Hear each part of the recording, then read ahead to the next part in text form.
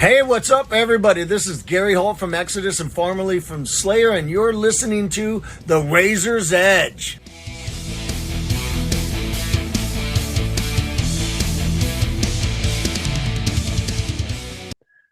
Hi guys, welcome to the Razor's Edge, and today we have with us Michel from sci-fi metalers Voivod. So Michel, welcome to the Razor's Edge. Hey, thanks for having me. So I spoke to you before the pandemic, and I've spoken to you again during the pandemic. So now we're sort of hopefully through that. How are you, and how did you as a band survive? Oh man, right now, ever since we started touring internationally last year, we've been enjoying a great momentum where people show up. We were pretty scared that nobody would show, but people are really showing up. They want live shows, and we played big festivals again, open for Opeth in Europe, and then we just opened for a Testament in Europe with more festivals. So it's amazing. And the thing with the pandemic is that when we wrote Synchro Anarchy, we learned to write, to sync up on the Logic Pro and write on our computers to make demos. So we are using it a lot on the road to write new material. So we're moving ahead faster. So you've developed as a band, if you like, and you're doing new things because of what we experienced. Yes, we totally became mutants. We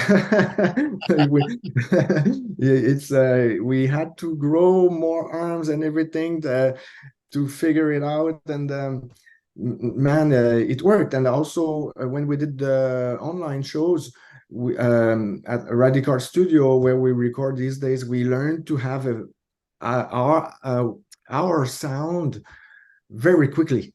And so it became really useful for both Synchro Anarchy and the Morgoth Tales album that we recorded this past January.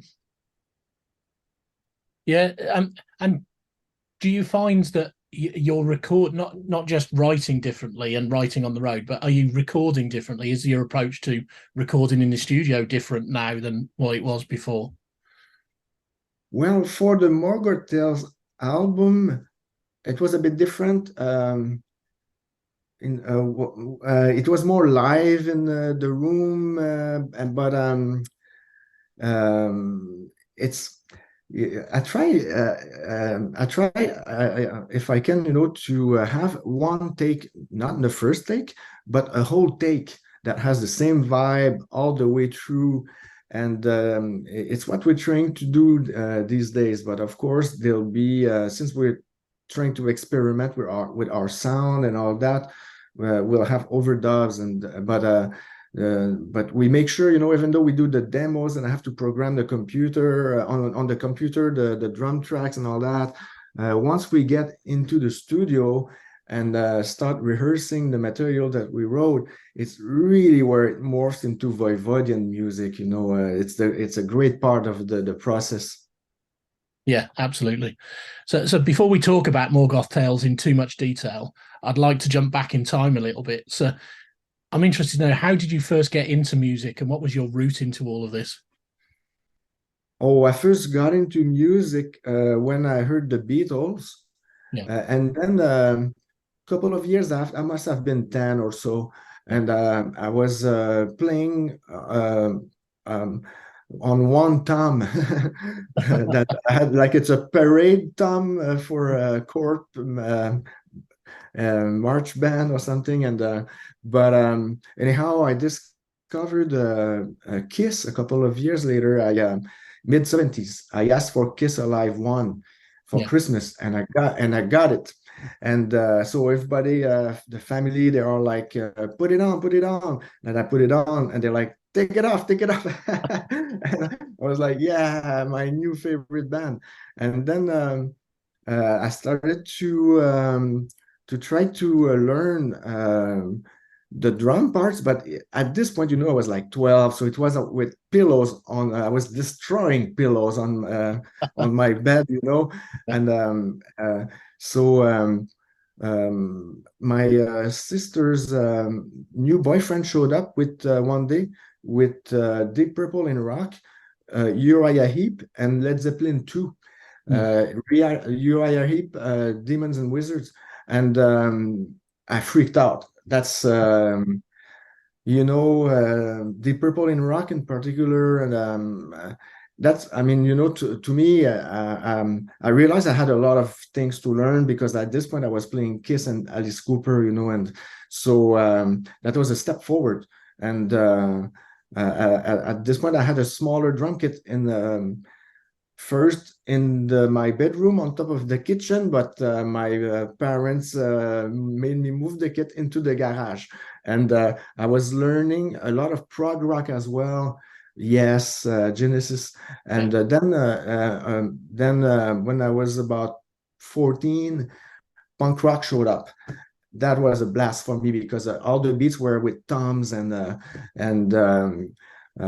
so my style became more tribal, Yeah. But it's really with the new wave of British heavy metal that I started to take it seriously, like British Steel by Judas Priest, the first Iron Maiden album, Ace of Spades, and so I took it really seriously, and I started to try to focus on maybe someday being a heavy metal drummer. So that was your vision, that they inspired you to take up the drums, if you like. I was studying science, and at university, first college and then university, I was really torn. And when we formed the band, because of my homework, I would show up really late at rehearsal or not at all, and it's why they called me away. Aside from the drawings I would left behind, and so I was torn, and it was hard for me to believe that we could actually have a career internationally, being French Canadians from northern Quebec. But when the first album came out, War and Pain, it had a very good impact on what was going to become thrash metal, and so we were at the right place at the right time, and it's really where I decided to quit school and try to make it with Voivod. This was when War and Pain came out. Yeah, absolutely. And you're an artist too. And your art is an integral part of what Voivod is. So what was your journey on the artistic world like? How did you get into, and your style of art, how did you get into all of that? Oh, it's the big spark for me was when I discovered in the mid-70s the magazine Heavy Metal, sci-fi comic books, and they had like amazing artists like Moebius, Bilal, Philippe Drouillet, my favorite, which I copied a lot, and it's really where I started to develop the Voivod story, because I wanted to be an artist for Heavy Metal magazine one day. So I created the Voivod vampire guarding the planet Morgoth and all that. But at first it was very Dungeons and Dragons oriented, and Dracula by Bram Stoker and all that. But by the time I was heading towards the end of the 70s, it was full on Cold War and fear of nuclear war, and so the concept took more of a post-apocalyptic turn. And so when we in January '83, when we formed the band, we're looking for a name, and I mentioned Voivod, and the guys asked me, "How do you spell it?" And then they asked me what it was all about, and so I explained the concept, and they got excited, and we developed the whole thing, musically, lyrically, visually, the whole 80s, quite a great experience. Yeah, and it's built from there, hasn't it, to the beast that you've got in Voivod today. Yes, and it's fun for me to it's amazing, because I go on the road with Voivod quite a lot these days, and in every town I draw something after the show to represent my day in town, and it's like a visual journal, and this is a full experience, and the Voivod experience, and I can use these for the booklets of the releases, and so everything is integrated. And when for Synchro Anarchy, I did all the art while recording and mixing and all that. So from the start, like I always wanted the art to represent the experience of the music and lyrics, and I got it from prog rock albums like Tarkus from Emerson, Lake and Palmer, or the first Iron Maiden album, where you get into a store, you see it, you grab it before your friends do, and then it's your favorite band without even listening to the music. And then you put the needle on, and it's exactly what you wanted to hear. So I had that experience, when I was 16 or so. So I had to keep that in mind when I did the first painting for War and Pain, and it's my homage to the first Iron Maiden album cover. And I learned decades later that the staff at Middle Blade were really nervous because I had shipped my art to LA, and they were scared because the drummer did the art. So moving on back to present time then, and Voivod released Morgoth Tales this July on July 21st. And you've always been a band that like to experiment with your sound. So is this new album just an extension of that? Well, I think that with Francis Perron from Radical Studio, we've been working with him since Post Society, and we're developing a sound. We're aiming for something. We're really like reaching it, and with also, the fun part is that with Chewy he teaches music at college, and he is a great composer and can write charts for a string quartet like on the Wake, or brass quintet like at the Montreal Jazz Festival. And so we can experiment with our sound, and layers of sound as well, and people embrace it, and it gives us confidence. And not only that, but we are winning Junos in Canada for very intricate albums, so it's a great moment for us, because we can really do what we want, and it's really the goal is to write the music that you want to play on the road. And so the fact that people embrace it, it's amazing, and more people are enjoying it actually, because we're getting more popular. So it's beautiful. And just touching on your artwork again, I'm assuming the cover art for Morgoth Tales is again a piece of your work. What comes first when it comes to the artwork? Is it the music and the lyrics first, and then your art comes from that, or have you got an idea for the covers before that? Well, I'm sure the visuals are, I'm sure, influenced by the climate of war that's been going on.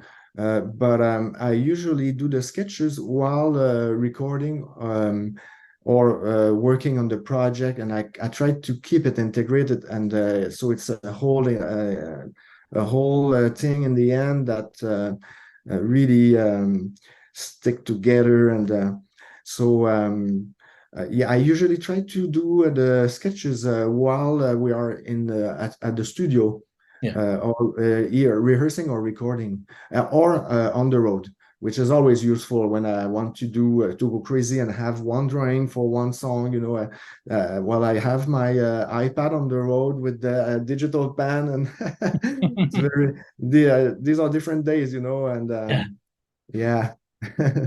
And I used to ship my paintings to LA or Berlin, and now it's WeTransfer.com. So talking about your live shows, and you mentioned that you like to write songs that you can play live, but you've got such a back catalogue now. How do you go about creating a set list that you will play at a live show? What choices do you make? Well, I don't know, the chemistry is amazing, and it seems like the new songs and the old material and even the Eric Forrest and Jason Newsted years songs, it's all blending together into what we are now, and it's very cohesive in live wise, and from what I heard from the crowd, and but the interesting part is, for this release, Morgoth Tales, we wanted to focus on the more obscure part of the Voivod catalog, and that allowed us to refresh the set list a lot, which is great, So the show we are touring this year for the 40th anniversary is very different, and we play songs like Nuage Fractal that I can't remember playing that live at all, from Angerat, and also again. Songs from the Eric and Jason years also, and it allows us to have them on stage. Like in May, Jason came in Fort Lauderdale to perform Rebel Robot and Voivod with us. Eric jumped on stage at the Hellfest in Clisson to sing Rise, and that's beautiful. Yeah, and you mentioned that, and I was going to touch on Jason joining you on stage a couple of months ago. So how does that come about? What happens, or what conversations do you have with Jason to try and talk him onto rejoining you on stage? Oh, it's when last year in November and December we toured while touring with Opeth.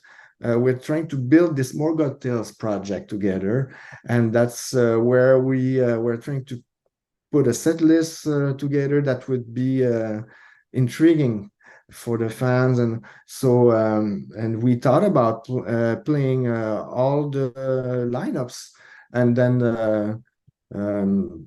so we thought about inviting Eric and Jason. So I reached out to them while on tour, and they were really excited. They had to do it from a distance in the respective studios in France and the USA, but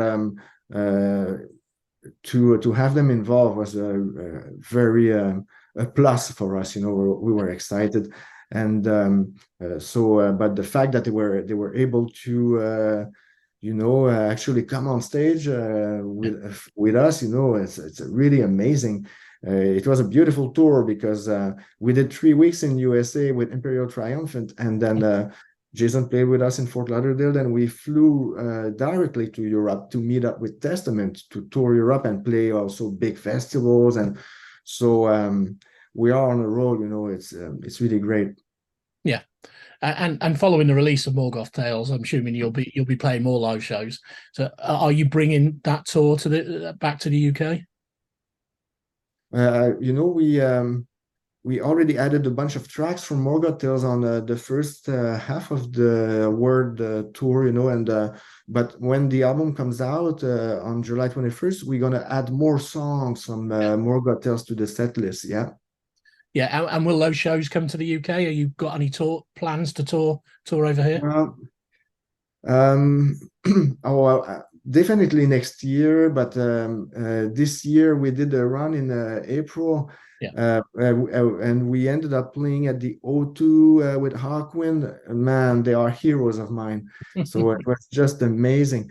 But yeah, definitely next year though, because we still have we have a lot of demand from festivals and also club shows, and so we'll be busy next year, I'm sure. And there'll be a book and a documentary as well next year coming out. Brilliant. And I think I've spoken to you before. Does the documentary cover that jazz festival where you had the backing, the orchestral backing, and things like that? Oh yeah, I'm sure it must be somewhere in the movie.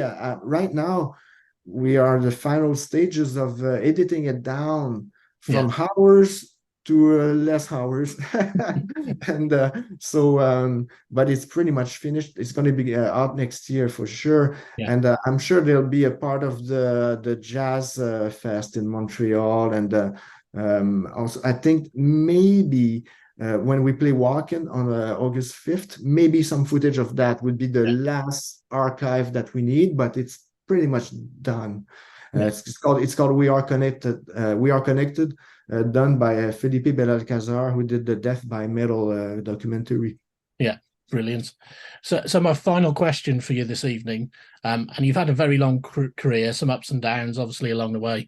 If you could go back in time and change anything, what if anything would you change for your career? Oh man, I read once Lemmy. He said, I don't do regrets. It's done, and we've made, to me, it always seems like a long roller coaster ride with a lot of twists and turns, but we made the decisions that we had to make at these specific times, I'm good with everything, and of course there were traumatic moments like the crash in Germany in '98 or the unfortunate passing of Nina Moore in 2005.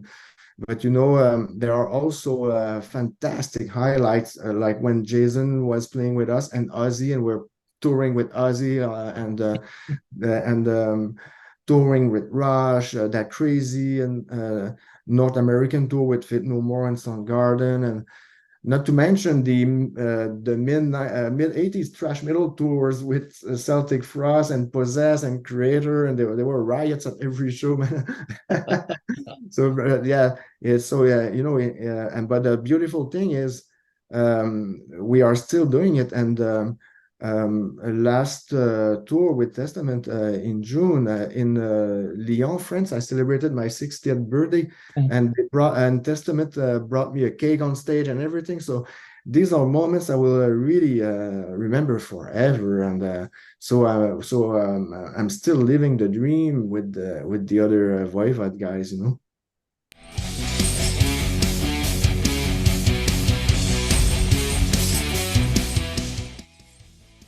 Thanks for listening. Make sure you keep up to date with future episodes by subscribing to our channels. For more information on this podcast, or for all the latest music news, reviews, interviews and more, head over to our website, www.therazorsedge.rocks.